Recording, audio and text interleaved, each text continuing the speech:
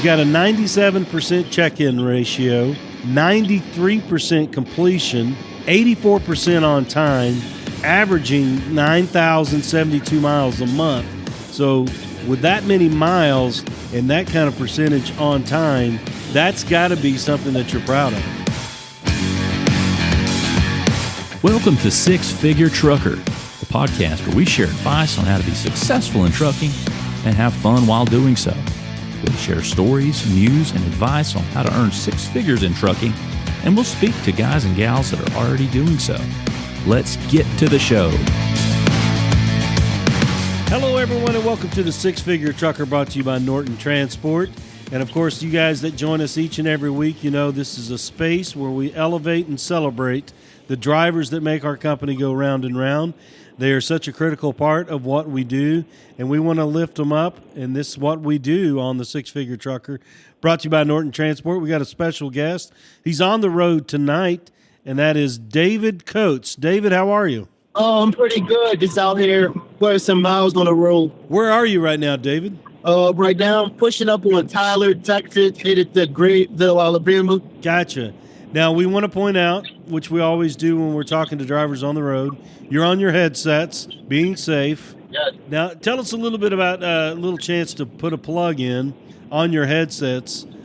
Is there a particular brand you prefer over another one? No, I just go with the Amazon brand, $35.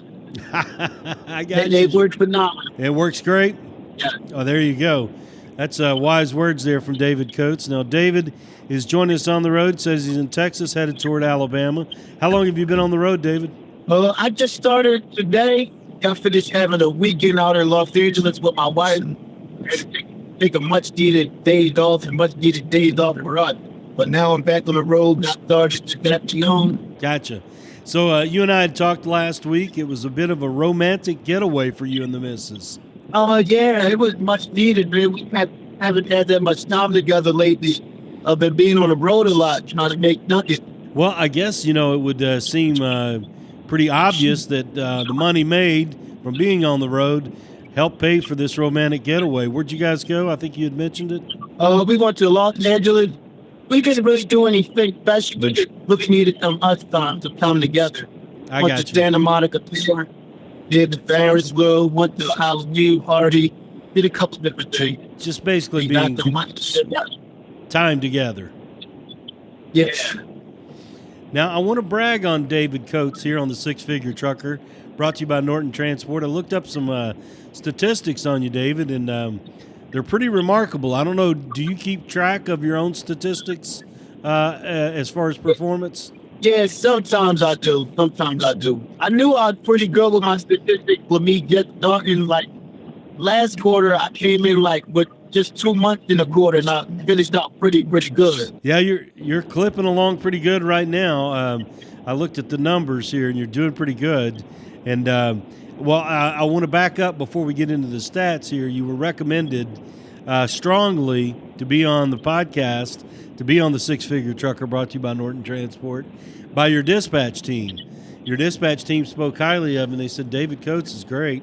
And I'm sure that's got to make you feel good, and I'm sure you feel the same way about your dispatch team. Yeah, man, I love them. They look up to me all the time. They most definitely, when it's truck that they need to get somewhere, they going to always pick me up and do me right. Now, let me just give you a couple of numbers here for David Coates.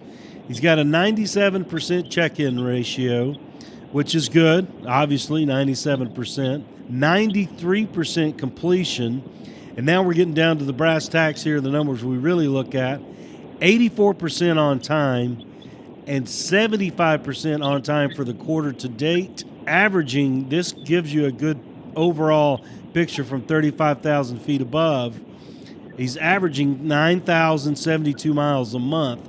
So with that many miles and that kind of percentage on time, 75% of the time for quarter to date, 84% for the month, that's got to be something that you're proud of. Yeah, the thing is, I definitely could do better with the whole time. It just be hard when you first start up these trips. You don't know these shippers and receivers going to be closing, so I kind of threw myself with that no time. To know ahead of time I'll be golden. You make a good point. I mean, everybody talks about this that's on the program about planning. And, when knowing the hours, the target, the window to hit the shipper and the receivers, how much does that play into your day-to-day travels?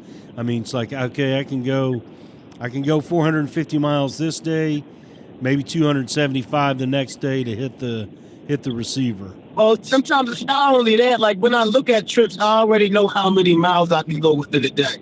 These two, if I was to max it out and everything and do it all legally, it'd just be the thing of, like, all right, for instance, like this trip right here. I told myself I'm going to deliver on Wednesday, not knowing the delivery time, but I'm going to get there tomorrow afternoon and make it work losing. So I'm going to mess up my on-time pickup and delivery. I'll be in early action. Then my next trip, I'm going to be early, which turns messed up my on-time pickup and delivery again. It's tough to manage that to the optimum degree. Yeah, I know that 75% would be like nice. And of course, I mean, as you know, there's bonuses to be had for those on-time percentages. Yeah. And those certainly add up for you out there on the road, in addition to the long trips. Yeah, that's one thing I try to shoot after is the long trips. Like, definitely when the weekend come around, I try to dip my time home weekday because I know weekend trips really good much. I got you.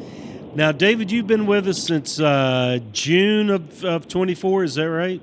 Yeah, sir. Now, I saw, looking at your profile, you had almost 6 years experience prior to Norton. What kind of experience was that? What did you do in those 6 years? I did a little bit of everything. I did reef where I did oversized loads, heavy haul.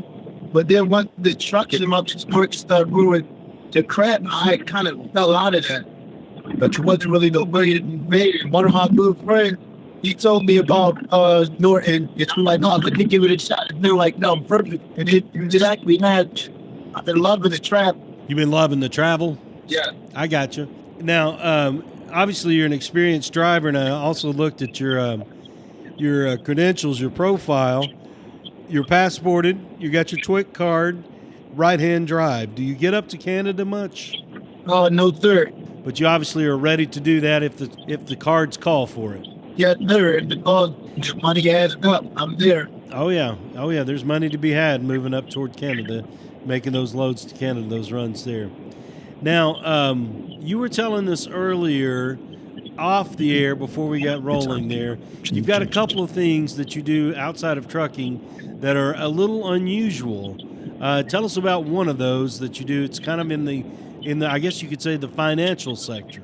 I help people repair credit. I got a credit repair business that I do on the side. It really hasn't been booming as much as it used to be, but people finances being bad, not really to put money to that because they had to worry about every day that pitching down more than anything. So it's been kind of slow and sluggish, which kind of balances out with me getting on the road stuff a lot now. And then also, as like a hobby I do, then I need to start taking theory to a job and I need to take theories. I make music, I produce beats and R&B and rap. And everybody tell me I'm good. I just think I need to perfect my craft. Where I'm one of those people like, no, I'm not ready yet. I'm not ready yet until I others know I'm mastered. Which I have been not doing. I put a lot of pressure on them, stuff like that. Now, as far as producing the beats, you just distribute them to other people who are putting tracks together, or how does that work? Oh, yeah. A lot of people I know that make songs, they're trying to make music coming up and everything. I'll just give it to them, like, I'll do something with it. Gotcha. And it turns out crap. That's cool. That's cool. That's got to be a nice creative release. Yes. That was my hobby. I always wanted to do when I was a kid, but I never really had the money to invest it for my downtime. I got you. And when I get the money, I'm going to get everything I needed to clear my mind and just relax and do things that make me happy. You're listening to David Coates here on the Six Figure Trucker, brought to you by Norton Transport. David, I wanted to ask you about the credit repairs. I mean, being an independent contractor, which all of our drivers are, being also in the business of repairing other people's credit, I would think you've got a good sense of finance and a good acumen about how to run your own financial business as an independent contractor. Yeah, and the thing at the end of the contractor, you gotta run it as a business. You can't look at it as a company's job. That's where a lot of people go wrong with independent contractor, owner operator. Like they go as even as leasing on the companies, lease the truck, and everybody goes to do with a company mindset. You gotta, first of all, you gotta find ways to save money left and right. Like right now with Norton, I got mud flap. I save so much on fuel. Like each month, I save about $400 alone right there. You got to learn to write everything off and not work off of just your money all the time. I know some, right now, but finances is bad for everybody. It's kind of be messed up. So sometimes you are going to have to dig in your money, but if you're doing it right, you don't have to touch your money at all. That's great advice. Great advice from David Coates there. Now, David, we know that you just got back from a romantic getaway, and there's also something that's unique about your family relationship or your family dynamics. Tell us a little bit about that, how many children you have. I have three. I have three girls. Two of them are twins. They're fraternal twins, but they look just alike because my genes are so strong. They're 10 years old. Then I have another one, and they have a little sister after them. Because my genes are so strong, a year behind them, everybody called me triplets. I gotcha. Now, you were talking about... And then I have a dog family. Then I have a dog family, too. I have 5 Yorkies. 5 Yorkies? Yeah. That's quite a passel you've got there between children and dogs there. Well, the dog is mainly my wife. We have more litters, and she get attached more and more. I tell everybody, we have one. He's my service dog, and it kind of sucks with me being on the road. He's my service dog. I can't have him on the road. Look like all the training I gave him is basically not going anywhere now because I've been going so long. She's losing a little bit without me being there with him every day because we're used to being with each other 24/7. I got you. How much would you say you're on the road in a given week? I mean, we saw your miles there averaging 9,000 a month. I mean, what does that compute to time on the road per week? About 2 to 2.5 a week. Pick off 2 days to reset, then right back at it. This time I took off a little longer than I normally do because of the trip. This week I took off from Thursday to Monday. Normally I try to take off during the weekday because one of them garbage truck loads, which I do a lot of, is it takes a lot of time going on. Yeah, they don't go very fast. It takes a lot of time. Not only that, stopping left and right towards CNG. And most definitely what it did cold now, you got to do that because the CNG tank won't fill all the way. That's correct. There's a relationship between the temperature and how much CNG PSI you can put in the tank. My last trip was a little scary.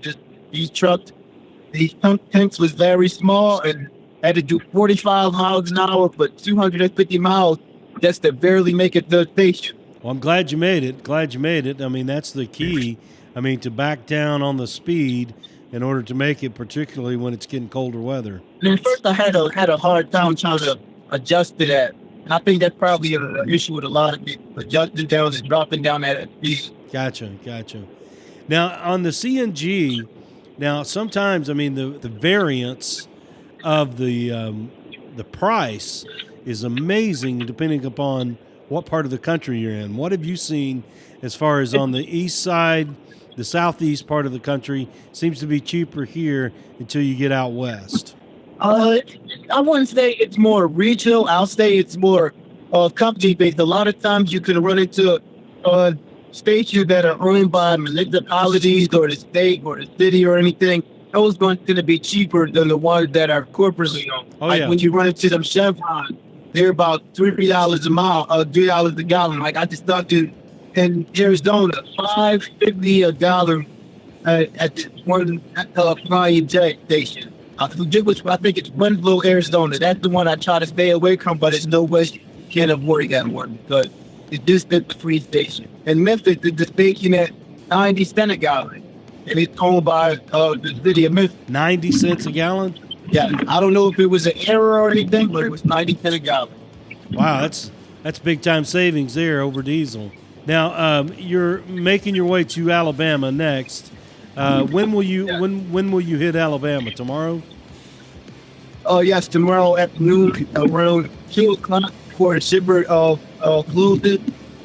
And our next pickup is 24 hours at Fort Payne. Not my favorite place, but it's the Bills thing. I got you.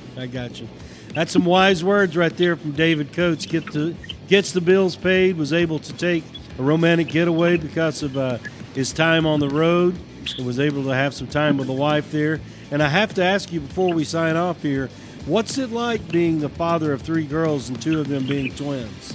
Oh man, I'm a big time girl dad. I love doing that. You never found those joy outside of that. That's my biggest joy right there. And I knew, and that's one thing I learned, the more I do good by them, the more good things come to me. Anytime I slip up on that, worry about trying to take care of finances, thinking that's all they need, like it's really not. It's the time that they want more than. That's some great words of advice right there from David Coates. Here on the Six Figure Trucker, brought to you by Norton Transport. David, thank you so much for joining us on the program this evening. You're welcome. No problem. All right, have a good evening and be safe out there. You too. Have a good one. Six Figure Trucker is brought to you by Norton Transport. Norton Transport is a drive-away trucking company that customers can rely on. It offers excellent independent contract driving opportunities to professional, courteous, and qualified drivers that can provide the kind of service we deliver. If you're interested in learning more about Norton or just want to subscribe to the show, check out 6-figuretrucker.com. That's 6-figuretrucker.com.